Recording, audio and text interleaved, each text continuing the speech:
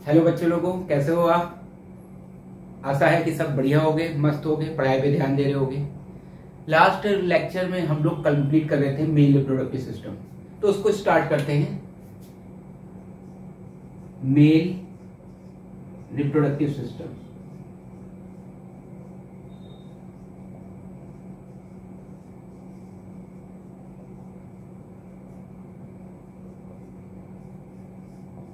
इसको स्टार्ट करने से पहले मैं पिछले लेक्चर की थोड़ी बातें आपको फिर से याद दिला देता हूँ। हम लोग ने सबसे पहले तो हम लोग को एनसीईआरटी फॉलो करनी है कम्प्लीटली, क्योंकि एनसीईआरटी चाहे आप सीबीएसई बोर्ड हो, चाहे आईसीएसई बोर्ड हो, चाहे यूपी बोर्ड हो, और चाहे आप नीट की तैयारी कर रहे हो, सबके लिए बड़ी इंपॉर्टेंट है।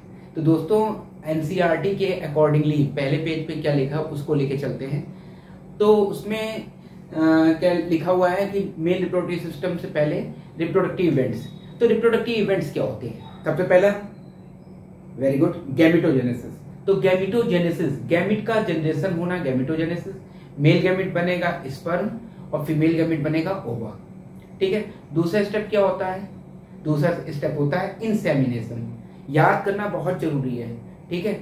और मैंने आपको बताया था कि आपको अगर जूलॉजी बॉटनी अच्छे से पढ़नी है तो आपको दो चीजों पे फोकस करना है, एक डायग्राम और दूसरा टर्मिनोलॉजी। तो दूसरा स्टेप जो होता है उसको कहते हैं इंसेमिनेशन। इंसेमिनेशन में क्या होता है? इन का मतलब इनसाइड यानी फीमेल जेनिटल ट्रैक्ट यानी वेजाइना के अंदर, इनसाइड, और सेमिनेशन मतलब होता है सीमेन का रिलीज होना। तो इंसेमिनेशन का मतलब क्या हो जाता है? सीमेन का रिलीज हो जाना या स्पर्म का रिलीज होना into the female genital tract. फिर उसके बाद हम लोगों ने पढ़ा था फर्टिलाइजेशन।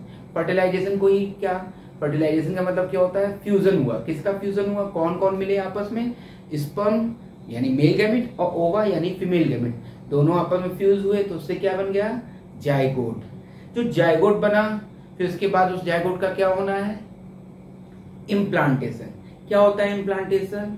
इम्प्लांटेशन का मतलब होता है जब यूट्रस की अंदर की वॉल, इनर वॉल को बोलते हैं एंडोमेट्रियम। बाद में मैं पढ़ाऊंगा सारी चीजें आपको, क्योंकि हम लोग यहाँ पे समरी पढ़ रहे हैं चैप्टर की। तो यूट्रस की अंदर की वॉल यानी एंडोमेट्रियम में जब एम्ब्रियो यानी मल्टीसेलुलर जो बच्चा है ना, थोड़ा बड़ा हो गया है, वो बच्चा जब जुड़ता है तो उसको बोलते हैं इम्प्लांटेशन। तो इम्प्लांटेशन का मतलब क्या होता है? मल्टीसेलुलर जो स्ट्रक्चर है यानी एम्ब्रियो, उसका एंडोमेट्रियम की वॉल पे जुड़ जाना। फिर उसके बाद क्या पढ़ा था? जेस्टेशन। जेस्टेशन का मतलब क्या होता है? जेस्टेशन का मतलब होता है वो टाइम पीरियड जिसमें बच्चा मम्मी के पेट में रहता है यानी यूट्रस में। तो जब मम्मी के पेट में यानी यूट्रस में बच्चा जितने दिन तक रह रहा है, तो ये टाइम पीरियड सभी एनिमल्स में अलग अलग होता है। और हमारे यानी ह्यूमन के केस में कितना होता है? ये 9 मंथ प्लस माइनस 7 डेज। ठीक है। और लास्ट स्टेप क्या होता है? पार्चुरेशन। पार्चुरेशन में क्या होता है? पार्चुरेशन का मतलब होता है जब बच्चा पूरा कंप्लीट हो गया या 9 महीने कंप्लीट हो गए तो उसका डिलीवर्ड होना, तो पार्चुरेशन। इतनी बातें लास्ट टाइम पे हम लोगों ने मेन पढ़ी थी, जो कि पूरे चैप्टर की समरी थी। अब हम लोग आगे मेल रिप्रोडक्टिव सिस्टम को स्टार्ट करने आ रहे हैं। तो मेल रिप्रोडक्टिव सिस्टम में सबसे पहले बात करते हैं हम लोग किसकी? टेस्टिस की। आपको याद होगा कि टेस्टिस क्या होता है? Primary sex organ. और प्राइमरी सेक्स ऑर्गन क्या होते हैं? वो ऑर्गन जो कि पार्टिसिपेट करते हैं in the formation of male gamete mainly. लेकिन अगर इसके अलावा देखा जाए तो किसमें पार्टिसिपेट करते हैं? वो पार्टिसिपेट करते हैं किसमें? Very good, in the formation of male sex hormone यानी एंड्रोजन। ठीक है। तो टेस्टिस को अगर हम लोग देखें तो टेस्टिस कहाँ प्रेजेंट होती है? तो ह्यूमन के केस में बच्चों टेस्टिस प्रेजेंट होती है आउटसाइड द एब्डोमेन। एक हम डायग्राम लेके चल रहे हैं, ज्यादातर चीजें मैं डायग्राम लेके ही चलूंगा। अगर आपको इनके नोट्स चाहिए होंगे तो पीडीएफ की कॉपी में डिस्क्रिप्शन बॉक्स में शेयर कर दिया करूंगा जब आप बोलेंगे तब। ठीक है। तो ये स्क्रोटम है, और स्क्रोटम में मान लीजिए ये है टेस्टिस।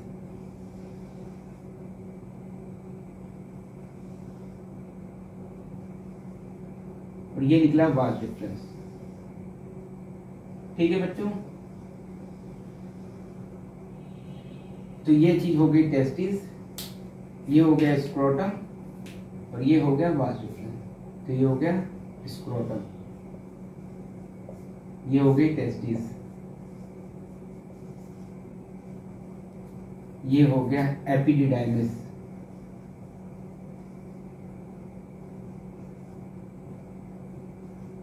और ये हो गया वाज डिफरेंस।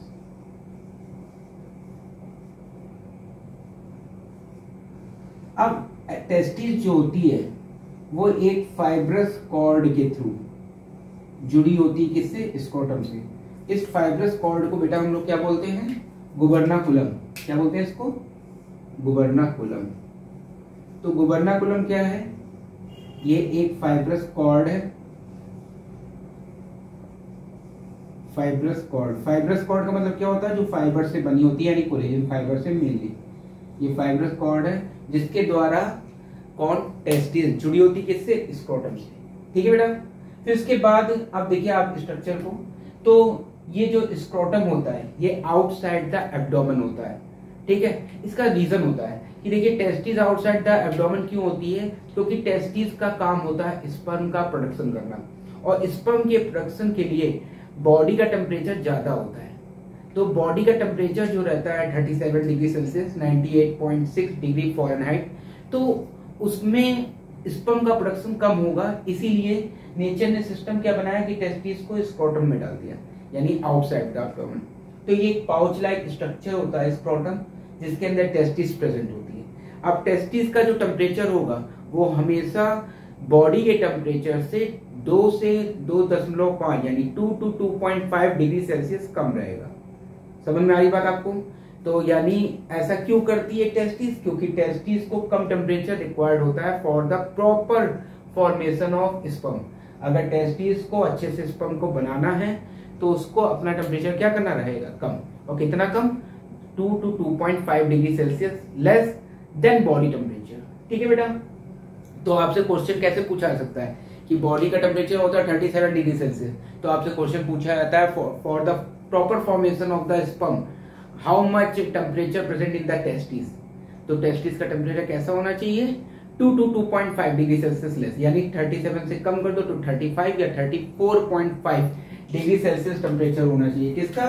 टेस्टिस का। तो टेस्टिस का टेम्परेचर कितना होना चाहिए?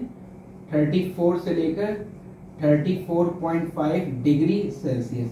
ये क्वेश्चन एक बन सकता है। इस पे जितनी भी प्रोबेबिलिटी होगी क्वेश्चन बनने की वो भी मैं आपसे डिस्कस करता रहूंगा ऐसे। ठीक है। अब आगे बात करते हैं। तो स्क्रोटम एक पाउच लाइक स्ट्रक्चर है जो कि कहाँ है? Outside the abdomen. इसमें क्या प्रेजेंट है? ओवल शेप की टेस्टिस, और टेस्टिस का टेम्परेचर कितना होता है? बॉडी टेम्परेचर से 2 से लेकर 2.5 डिग्री सेल्सियस लेस, है ना? तो इसका मतलब कितना हो गया? 34 से 34.5 डिग्री सेल्सियस। टेस्टिस जोड़ी होती है स्क्रोटम से by the help of a fibrous cord. Fibrous cord मतलब कोलेजन फाइबर की बनी हुई फाइब्रस कॉर्ड मेनली, जिसका नाम क्या होता है? गुबर्नाकुलम। फिर टेस्टिस से जुड़ा हुआ एक स्ट्रक्चर होता है एपिडर्मिस, और एपिडर्मिस एक्सटेंड करके क्या नाम आता है? एक डक्ट, जिसका नाम है वास डिफरेंस। ठीक है। तो आप इस डायग्राम को नोट कर लो। ऐसे ही डायग्राम्स हम लोग लेके चलते रहेंगे और आगे समझते रहेंगे। आप नोट कर लो 2 मिनट में, या स्क्रीनशॉट ले लो। ठीक है। आई होप आप लोगों ने स्क्रीनशॉट ले लिया होगा। अब हम लोग आगे चलते हैं इसमें।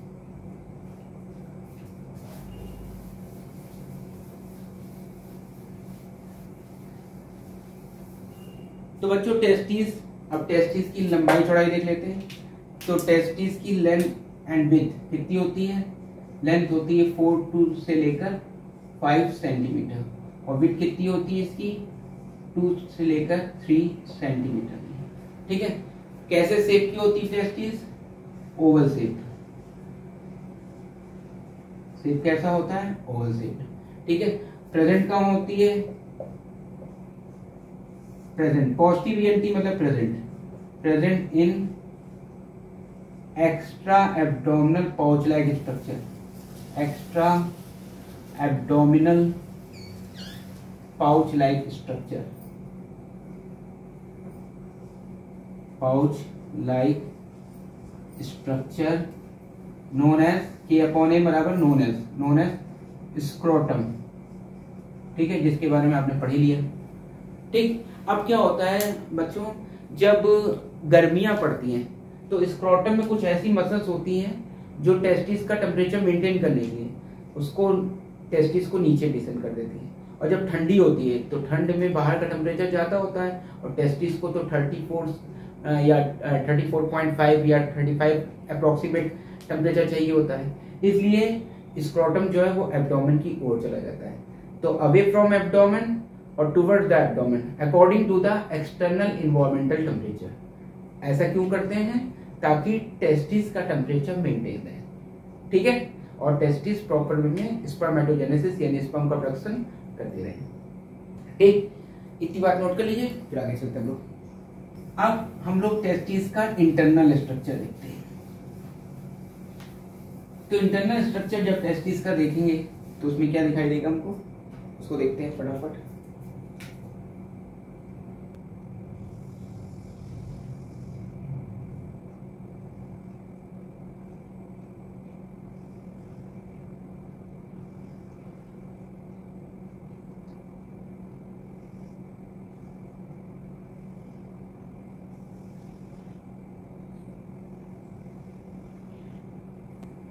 साथ साथ ड्रॉ करते रहिएगा आप लोग।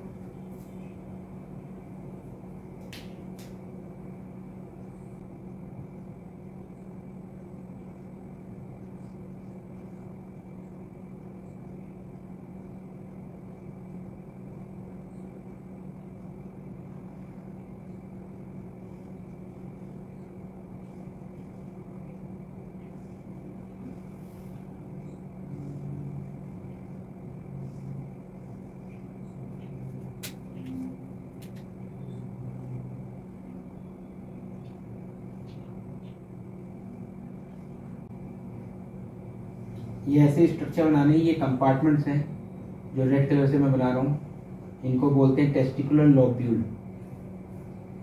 तो लोब्यूल वर्ड आ जाए या ग्लोब्यूल वर्ड आ जाए, उसका मतलब हमेशा क्या होता है, कोई भी राउंडेड स्ट्रक्चर। और पीछे मैं रेटी टेस्टिस बना रहा हूँ, अभी सबकी मीनिंग बताऊंगा, फटाफट आप भी ड्रॉ कर लो, ठीक है बेटा। जो बात ना समझ में आए आप मुझे इनबॉक्स में कमेंट में बता सकते हो, या कोई टॉपिक एक्स्ट्रा आपको समझना हो तो वो भी बता सकते हो।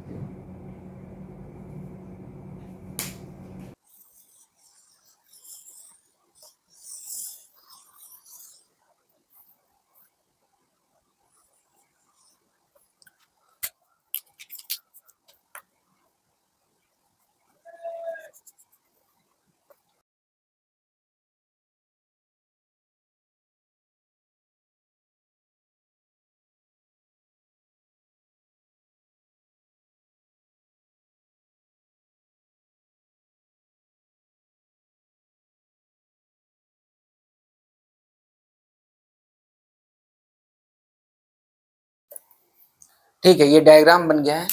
ठीक, अब आपको आगे जो है लेबलिंग करनी है, तो आप जल्दी जल्दी मेरे साथ डायग्राम बनाते चले जाइए। अब लेबलिंग करते हैं। तो सबसे पहले देखिए, मैंने ये एक ब्लू कलर की, एक ब्लैक कलर की और एक रेड कलर की लेयर बनाई है। वैसे तो इनके नाम होते हैं, लेकिन मैं सारे नाम नहीं लिखूंगा क्योंकि एनसीईआरटी सारे नाम नहीं लिखती है। मैं नाम के लिए आपको ऐसे ही वर्बल बता दे रहा हूँ। लिखने वाले काम में केवल एनसीईआरटी बेस चलेंगे, समझाने वाले काम में आपको काफी चीजें समझा देंगे। तो सबसे बाहर की जो लेयर होती है उसको बोलते हैं ट्यूनिका वेजाइनालिस। ट्यूनिका का मतलब हमेशा होता है मेम्ब्रेन। ट्यूनिक का मतलब क्या होता है? मेम्ब्रेन। तो जो ब्लू कलर की मैंने मेम्ब्रेन बनाई है उसका मतलब क्या है? ट्यूनिका वेजाइनालिस। फिर मैंने जो ये ब्लैक कलर की मेम्ब्रेन बनाई है उसका नाम होता है ट्यूनिका एल्बुजिनिया। क्या नाम होता है बेटा? Tunica albuginea. ट्यूनिका एल्बुजिनिया जो मेम्ब्रेन है वो कॉमन होती है मेल और फीमेल दोनों में, यानी जैसे टेस्टिस के चारों ओर प्रेजेंट है वैसे ओवरीज के चारों ओर भी प्रेजेंट होती है। फिर सबसे अंदर की जो लेयर है, रेड कलर की लेयर, उसको बोलते हैं ट्यूनिका वेस्कुलोसा। तो वेस्कुलोसा वर्ड आया है इसलिए क्योंकि जो रेड कलर वाली लेयर है उसमें ब्लड कैपिलरीज होती है ज्यादा, तो इसीलिए इसका नाम क्या पड़ जाता है? ट्यूनिका वेस्कुलोसा। तो ये ट्यूनिका वेजाइनालिस, फिर ट्यूनिका एल्बुजिनिया, फिर ट्यूनिका वेस्कुलोसा, ये 3 लेयर हो गई। लेकिन एनसीईआरटी क्या लिखती है कि testis surrounded by dense connective tissue membrane.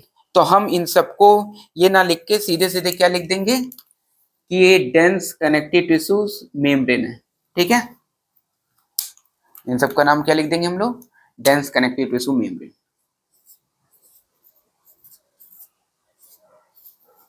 Connective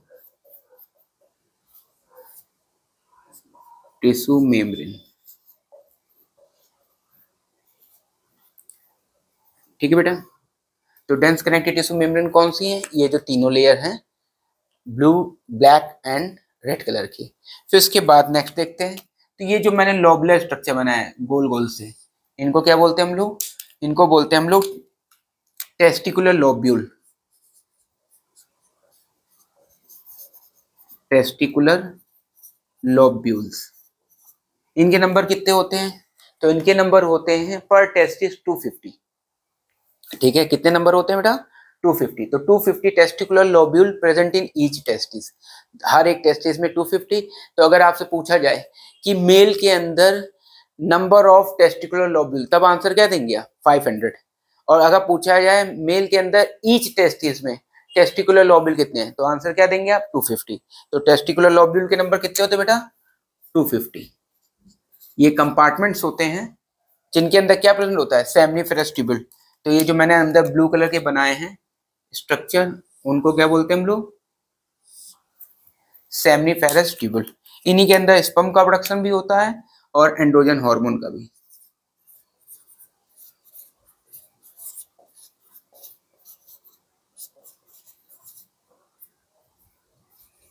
tubule. और इनके नंबर कितने होते हैं? ये 1 से 3 होते हैं पर टेस्टिकुलर लोब्यूल। तो इन पे भी क्वेश्चन पूछा जा सकता है आपसे। तो सेमनीफेरस ट्यूबुल जो मैंने अंदर इस तरह के स्ट्रक्चर बनाए, मैंने तो दो सब जगह बना दिए। ये एक हो सकता है, एक लोब्यूल में एक हो सकता है, या 2 हो सकता है, या 3 हो सकता है। ठीक है, तो एक टेस्टिकुलर लोब्यूल में सेमनीफेरस ट्यूबुल के नंबर कितने होते हैं? 1 से 3। तो 1 से 3 seminiferous tubule present in each testicular lobule. तो अब आपसे पूछा जाए कि एक टेस्टिस में how many number of the seminiferous tubules are present? चलिए इसका आंसर आप लोग मुझे कमेंट बॉक्स में कमेंट करके दीजिएगा कि एक टेस्टिस में सेमनीफेरस ट्यूबुल के नंबर कितने होते हैं और 2 टेस्टिस में सेमनीफेरस ट्यूबुल के नंबर कितने होंगे। ठीक है, तो इसका आंसर आपको देना है, मैं नहीं दे रहा हूं यहाँ पर। ठीक, नहीं आएगा तो आप बताइएगा, तब मैं उसको आगे कंटिन्यू करूंगा। ठीक है, फिर उसके बाद ये जो पीछे स्ट्रक्चर है ये वाला, इसको क्या बोलते हैं? इसको बोलते हैं रेटी टेस्टिस। देखिए रेटी टेस्टिस वर्ड कहाँ से आया है? क्योंकि मेन टेस्टिस का जो पार्ट होता है वो सेमनीफेरस ट्यूबुल है। वह टेस्टिस का काम है स्पर्म प्रोडक्शन करना, तो स्पर्म को बना भी टेस्टिकुल सेमनीफेरस ट्यूबुल रहा है, और एंड्रोजन हार्मोन को भी यहीं पे बनाया जाता है।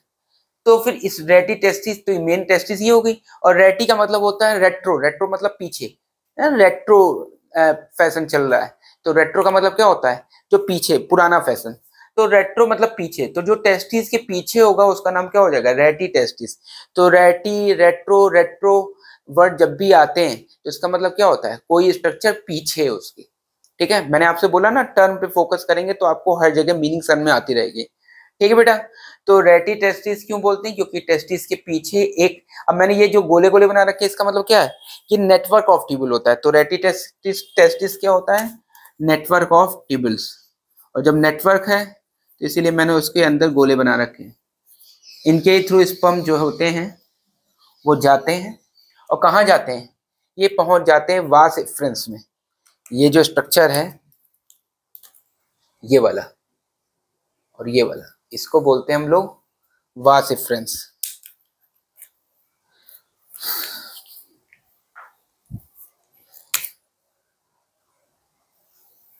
वास एफरेंस, कहीं कहीं पे आपको इसका नाम वासा एफ्रेंसिया भी लिखा मिलेगा। तो वास एफ्रेंस सिंगुलर फॉर्म है, प्लूरल फॉर्म में उसको क्या बोलेंगे? वासा एफ्रेंसिया। फिर ये वास एफ्रेंसिया पहुंचा कहाँ? पूरा एपिडिडाइमिस में। तो ये स्ट्रक्चर कौन सा भैया? ये स्ट्रक्चर है एपिडिडाइमिस। ठीक है, एपी डी, चलो इसको मैं बाहर दूर कर दे रहा हूँ।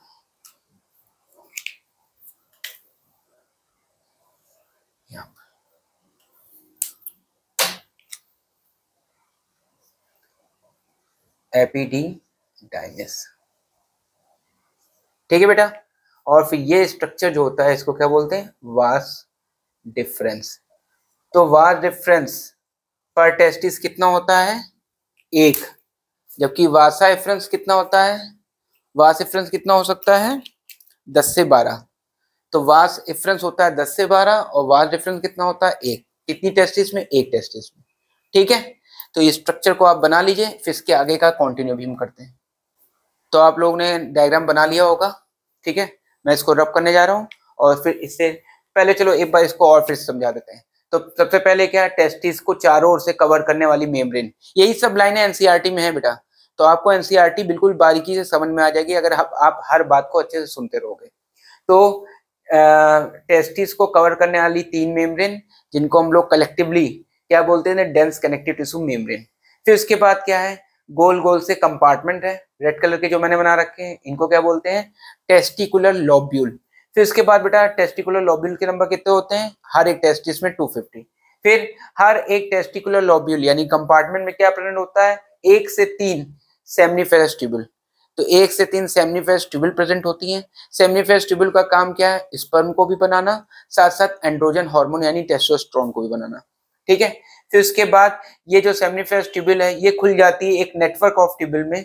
ये नेटवर्क ऑफ ट्यूबुल क्योंकि टेस्टिस के पीछे है, टेस्टिस के पीछे साइड में प्रेजेंट होता है, तो इसीलिए इसको बोलते हैं रेटी टेस्टिस।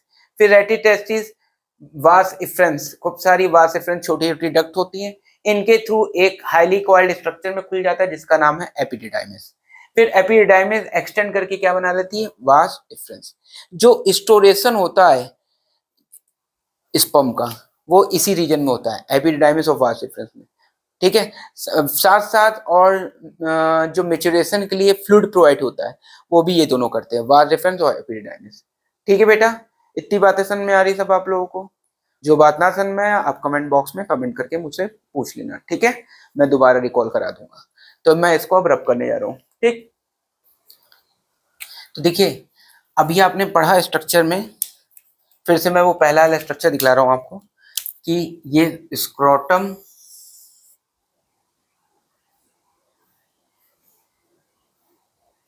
ये स्क्रोटम, उसके अंदर ये टेस्टिस, ये एपिडिडाइमिस, फिर ये वास डिफरेंस, ठीक है। अभी हम लोग ने इतना स्ट्रक्चर पढ़ा है वास डिफरेंस, ठीक है बेटा। अब देखिए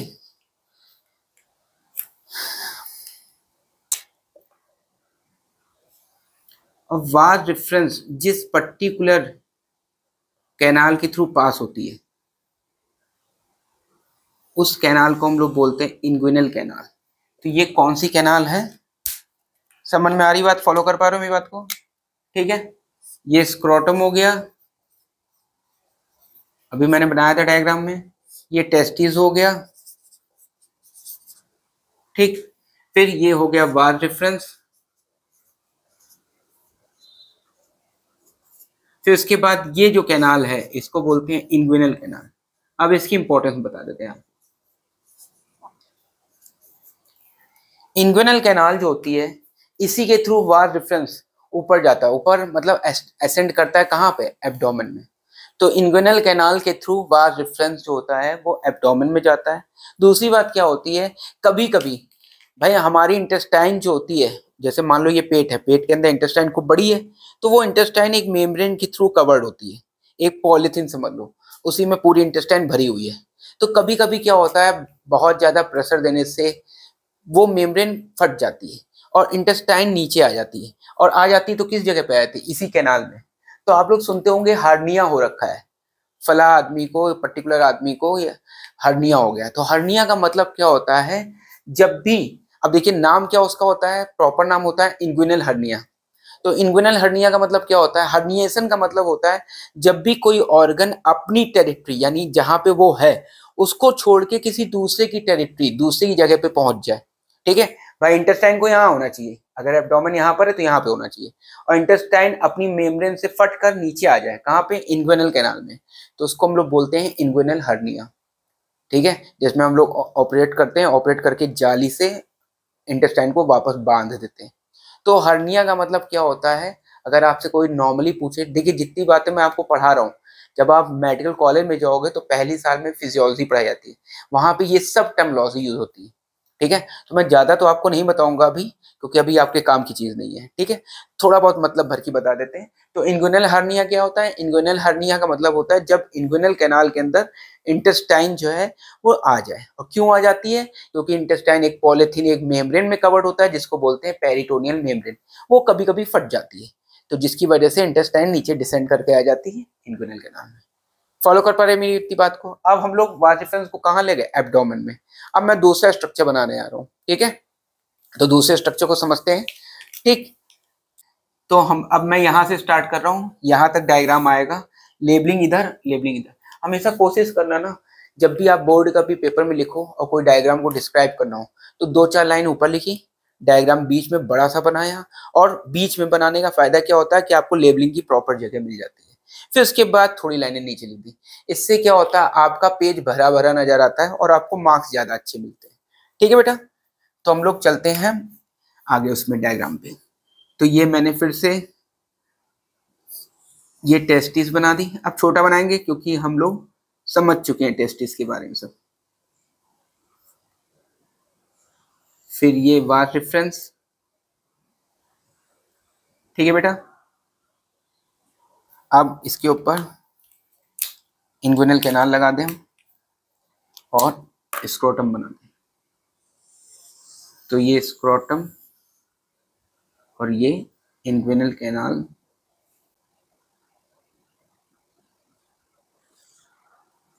ठीक।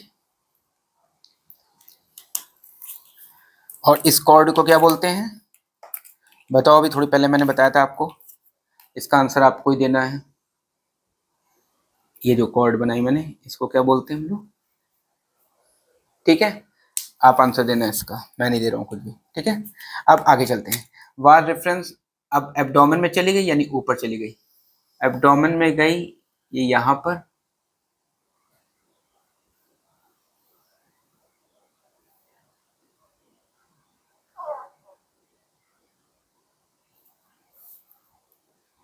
ठीक बेटा। और ये इधर से भी एक बार रेफरेंस आ रही होगी भाई, दो है ना टेस्टिस, तो दो बार रेफरेंस भी होंगी ना बच्चों। अब ये बार रेफरेंस और ये यहाँ पर हो गया ब्लैडर, यानी यूरिनरी ब्लैडर हमारा, ठीक। वाज रेफरेंस और सेमिनल वेस्किल, ये सेमिनल वेस्किल है, तो ये सेमिनल वेस्किल की डक्ट।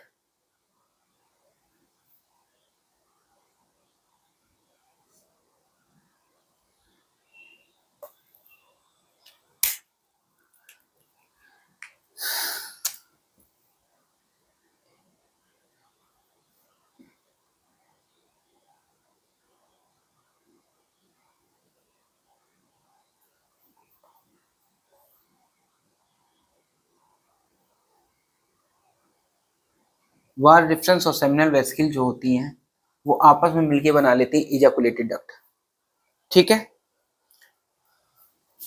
उसके बाद ये डायग्राम आगे बढ़ता आ रहा है। अभी आप डायग्राम साथ साथ बनाइए, तो आप कंफ्यूज हो जाएंगे, जैसे मैं बनाता हूँ वैसे बनाते हैं।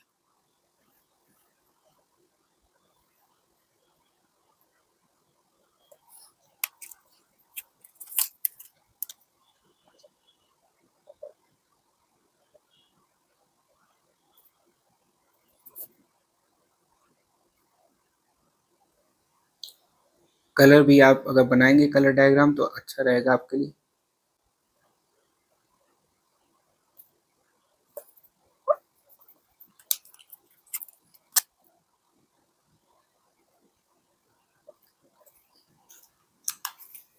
कलर डायग्राम बनाने से फायदा ये मिलता है कि हमको समझ में अच्छे से आ जाता है चीजें, ठीक है।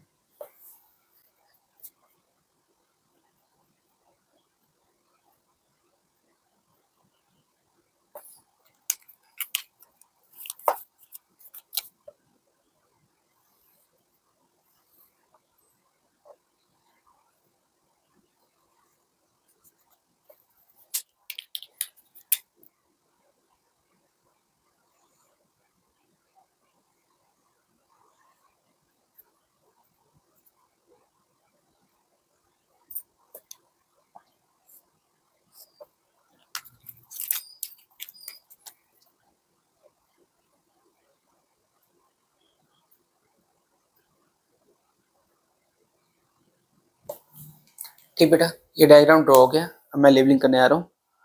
ठीक, आप लोग के साथ साथ करते रहना। तो ये हो गया स्क्रोटम, जिसको भी हम लोग ने बनाया था। ये हो गया टेस्टिस, ये हो गई इंग्विनल कैनाल,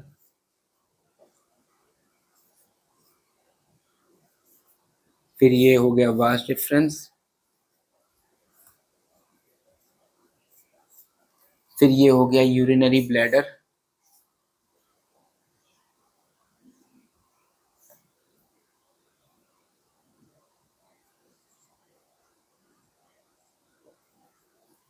फिर ये वाला हो गया ये सेमिनल वेसिकल,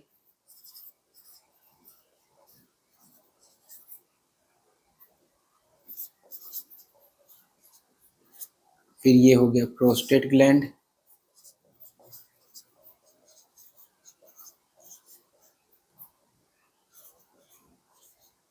फिर ये वाला हो गया बल्बोयूरेथ्रल ग्लैंड,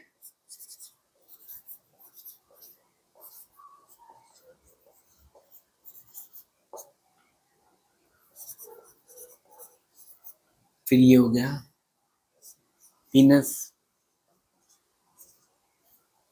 अब पीनस के अंदर देखिए ये जो पार्ट है ये यूरेथ्रा है पूरा, और जो मेल के अंदर यूरेथ्रा होता है, मेल में जो यूरेथ्रा होता है वो कैसे एक्ट करता है, इसी को हम लोग क्या बोलते हैं, यूरोजेनाइटल ट्रैक। क्यों बोल देते हैं, क्योंकि यूरो मतलब होता है यूरिन को पास करने वाला, और जेनाइटल मतलब होता है स्पर्म को पास करने वाला। तो यूरोजेनाइटल ट्रैक क्या होता है, जो यूरिन को पास करने में भी हेल्प कराए और जो स्पर्म को पास करने में भी हेल्प कराए, तो उसको हम लोग बोलते हैं यूरोजेनाइटल ट्रैक। ठीक है, समझ में आ रही बात सबको। फिर उसके बाद अब ये जो रेड कलर की कॉर्ड है, वैसे तो रेड और ग्रीन मैंने दो कॉर्ड बनाई है, इनको समझ लेते हैं। वैसे ऐसे ही ये काम की इतनी ज्यादा नहीं है क्योंकि ये आपके एनसीईआरटी के कोर्स में नहीं है। तो ग्रीन वाली जो मैंने दो कॉर्ड बनाई है, ठीक है, तो आप समझ लीजिए कि ऐसे कॉर्ड्स प्रेजेंट होती है। अगर पेनिस को हम यूं देख रहे हैं, पेनिस को इस तरह, तो जब यूं देखते हैं तो हमको ऐसे दिखाई देगा, और पेनिस को सामने से देखेंगे सेक्शन काट के ट्रांसफर सेक्शन, तो हमको यूं दिखाई देगा। तो इसमें ये दोनों कॉर्ड इधर है और ये वाली कॉर्ड नीचे होती है, लेकिन क्योंकि हम यूं देख रहे हैं डायग्राम को, तो हमने जब सेक्शन काटा तो हमको ये वाली कॉर्ड भी बीच में दिखाई दे रही है, जबकि ऐसा होता नहीं है। प्रॉपर तरीके से कैसा होता है, ऐसे। तो ये दोनों कॉर्ड जो ऊपर वाली हैं और एक नीचे वाली है, नीचे वाली रेड कॉर्ड और ये दोनों मान लो ग्रीन कॉर्ड है, तो इनको बोलते हैं दोनों ग्रीन, इन दोनों ऊपर वाली कॉर्ड को बोलते हैं कॉर्पोरा कैवर्नोसा। क्या बोलते हैं, कॉर्पोरा कैवर्नोसा। और नीचे वाली जो रेड कॉर्ड है इसको बोलते हैं हम लोग कॉर्पोरा स्पॉन्जियोसम। तो रेड वाली को कॉर्पोरा स्पॉन्जियोसम, और ये जो दोनों हैं इनको बोलते हैं कॉर्पोरा कैवर्नोसा। इनका काम क्या होता है, ये जब कोई मेल मेटिंग करता है, कॉपुलेशन करता है, ठीक है, सेक्सुअल रिप्रोडक्शन के टाइम पर, यही जो कॉर्ड होती हैं, ये कॉर्ड के अंदर खूब बड़ी बड़ी ब्लड वेसल्स होती हैं। उन ब्लड वेसल में जब ब्लड भर जाता है तो उसी की वजह से पेनिस के अंदर इरेक्शन और हार्डनेस आती है। तो इन्हीं कॉर्ड के अंदर कॉन्ट्रैक्शन होता है, उन कॉन्ट्रैक्शन की वजह से पेनिस में हार्डनेस आती है, और इन्हीं कॉर्ड के अंदर जो ब्लड वेसल्स होती है उनमें जब ब्लड फिलअप होता है तो उसकी वजह से पेनिस में इरेक्शन होता है, जो कि इंपॉर्टेंट है। दोनों ही चीजें इंपॉर्टेंट किसके लिए, फॉर प्रॉपर मीटिंग। अगर प्रॉपर मीटिंग होगी तभी इंसेमिनेशन यानी स्पर्म का जो रिलीज है वो फीमेल जेनिटल ट्रैक में एक प्रॉपर जगह पे होगा, जिससे फर्टिलाइजेशन हो पाएगा, अदरवाइज नहीं। तो ये तीनों कॉर्ड की इंपॉर्टेंस यही है कि वो पेनिस को इरेक्ट और हार्ड बनाने में हेल्प करती है during the meeting. Second link देखते हैं। अब यही जो रेड कॉर्ड है, देखिए मैंने आगे उसको फूला फूला सा बना दिया, वो ना थोड़ा स्वेल करके बना दिया। तो स्वेल करके क्यों बनाया, क्योंकि इसको हम लोग बोलते हैं ग्लांस। ये ग्लांस रीजन होता है पेनिस का, ये जो फूला हुआ पार्ट है इसको बोलते हैं ग्लांस पेनिस। ये आगे का पार्ट होता है फूला फूला, और ये जो ये आ गए यूरिन के लिए अपर्चर, तो ये हो गया एक्सटर्नल यूरेथ्रल, क्योंकि यूरेथ्रा का है। और अपर्चर बोल दें या ऑरिफिस बोल दें, तो ऑरिफिस का मतलब भी होता है ओपनिंग, अपर्चर होता है तो उसका मतलब भी ओपनिंग, मीटर्स का मतलब होता है कैनाल। तो एक्सटर्नल यूरेथ्रल ऑरिफिस, और इनके ऊपर जो ब्लैक कलर की स्किन लगी हुई है इसको फोर स्किन या प्रीप्यूस बोलते हैं। क्या बोलते हैं बेटा? फोर स्किन या प्रीप्यूस। ठीक है, फोर स्किन या प्रीप्यूस। तो ये तो स्ट्रक्चर हो गया कंप्लीट। एक बार फटाफट फिर से देख लेते हैं। सबसे पहले हम लोग ने इसको पढ़ा था, टेस्टिस। टेस्टिस से ये जुड़ा स्ट्रक्चर क्या? Epididymis. Epididymis extend to form vas deferens. Vas deferens किस कैनाल के थ्रू पास होता है? इंग्रेनल कैनाल के थ्रू। इंग्रेनल कैनाल के थ्रू वास डिफरेंस कहाँ जाता है? एब्डोमेन में। एब्डोमेन में जाने के बाद वो ब्लैडर के पीछे से कहाँ खुलता है? इसके साथ सेमिनल वेस्किल के साथ। और सेमिनल वेस्किल के साथ मिलकर क्या बना लेता है? यहाँ पे ये बन गया, फिर आगे एक्सटेंड होके यूरेथ्रा। वैसे तो इजैकुलेटरी डक्ट भी आती बीच में, लेकिन ठीक है। ठीक, तो वास डिफरेंस जो होता है वो एक्सटेंड करके क्या बना लेता है? यूरेथ्रा। यूरेथ्रा जो होता है मेल के अंदर, है ना, उसको हम लोग क्या बोलते हैं? यूरोजेनाइटल ट्रैक भी। क्यों यूरोजेनाइटल ट्रैक बोलते हैं? क्योंकि वो यूरिन को भी ट्रांसपोर्ट कराता है, साथ साथ स्पर्म को भी। फिर इसके बाद बेटा, अब ये यूरेथ्रा की जो ओपनिंग है इसको बोलते हैं एक्सटर्नल यूरेथ्रल ऑरिफिस। ऑरिफिस का मतलब क्या होता है? ओपनिंग। फिर ये जो पूरा पेनिस है, इस पेनिस में आगे साइड में फूला हुआ यानी स्वेल एक स्ट्रक्चर होता है जिसको बोलते हैं ग्लांस पेनिस। ग्लांस को कवर करने वाली एक फोल्डेबल नेचर की स्किन होती है, इसको बोलते हैं फोर स्किन या प्रीप्यूस। ठीक है, इतनी बात सबको समझ में आ रही है। अब थोड़ा सा हम बात करते हैं यूरेथ्रा की। देखिए, यूरेथ्रा के जो होते हैं तीन पार्ट होते हैं। किस बेसिस पे नाम दिया गया कि वो कहाँ पर प्रेजेंट है यूरेथ्रा का पार्ट? तो पहला यूरेथ्रा का पार्ट जो है उसको बोलते हैं हम लोग प्रोस्टेटिक पार्ट ऑफ यूरेथ्रा। यानी ये जो यूरेथ्रा रहेगा जो प्रोस्टेट ग्लैंड से सराउंडेड है उसको बोलते हैं प्रोस्टेटिक पार्ट ऑफ यूरेथ्रा। तो मेल के अंदर यूरेथ्रा के तीन पार्ट हैं। कितने? तीन पार्ट। मेल रिप्रोडक्टिव सिस्टम में यानी मेल में यूरेथ्रा को तीन पार्ट में डिवाइड किया गया है। पहला पार्ट होता है प्रोस्टेटिक पार्ट ऑफ यूरेथ्रा, यानी ये वाला जो पार्ट है। ठीक है, तो इस वाले पार्ट को क्या बोलते हैं? Prostatic part of urethra. क्यों बोलते हैं? क्योंकि ये प्रोस्टेट ग्लैंड से सराउंडेड है। फिर दूसरा, ये छोटा सा पार्ट जो है ये बल्बोयूरेथ्रल ग्लैंड से सराउंडेड है और इसको बोलते हैं मेम्ब्रेनस पार्ट ऑफ यूरेथ्रा। तो मेम्ब्रेनस पार्ट ऑफ यूरेथ्रा क्या होता है बेटा? वो पार्ट जो बल्बोयूरेथ्रल ग्लैंड से सराउंडेड है। और सबसे लंबा पार्ट कौन सा होता है? जो पेनिस में प्रेजेंट होता है, तो इसको बोलते हैं पिनाइल पार्ट ऑफ यूरेथ्रा। तो मेल के अंदर यूरेथ्रा के कितने पार्ट? तीन। पहला कौन सा? Prostatic part of urethra. Prostatic part of urethra जो होता है वो किससे सराउंडेड होता है? वेरी गुड, प्रोस्टेट ग्लैंड से। ठीक है, दूसरा membranes part of urethra. Membranes part of urethra किससे सराउंडेड होता है? शाबाश, बल्बोयूरेथ्रल ग्लैंड से। तीसरा phenyl part of urethra. Phenyl part of urethra कहाँ प्रेजेंट होता है? पेनिस में। ठीक, ये तो तीन पार्ट हो गए। अब आपसे पूछा है सबसे लंबा पार्ट कौन सा होता है? तो सबसे लंबा पार्ट यूरेथ्रा का कौन सा होता है? Phenyl part of urethra. फिर दूसरा क्वेश्चन आपसे पूछा है सबसे छोटा पार्ट कौन सा होता है? तो सबसे छोटा पार्ट कौन सा होता है? Membranes part of urethra. फिर आपसे पूछा जाए कौन सा ऐसा पार्ट है जो मेल और फीमेल दोनों के यूरेथ्रा में कॉमन होता है? तो मेल, अब देखिए, मेल के पास प्रोस्टेट ग्लैंड होता है, मेल के पास पेनिस होता है, फीमेल के पास ये दोनों स्ट्रक्चर नहीं होते। इसका मतलब कॉमन कौन सा होगा? सोचिए आप लोग। चलिए, इसका सोच के आंसर जो है मुझे कमेंट बॉक्स में बताइएगा। ठीक है, कि मेल और फीमेल दोनों में कौन सा कॉमन पार्ट होता है यूरेथ्रा का। ठीक, तो इतना हम लोग ने एक एक्सटर्नल स्ट्रक्चर और इंटरनल स्ट्रक्चर पढ़ लिया। किसका? मेल रिप्रोडक्टिव सिस्टम का। अब हम लोग का केवल यहाँ पे एक स्ट्रक्चर बचा है जिसका नाम है सेम्निफेरस ट्यूब्यूल। ठीक है, तो उसको अभी हम लोग कंटिन्यू करते हैं। पहले आप इस डायग्राम को अच्छे से नोट कर लीजिए।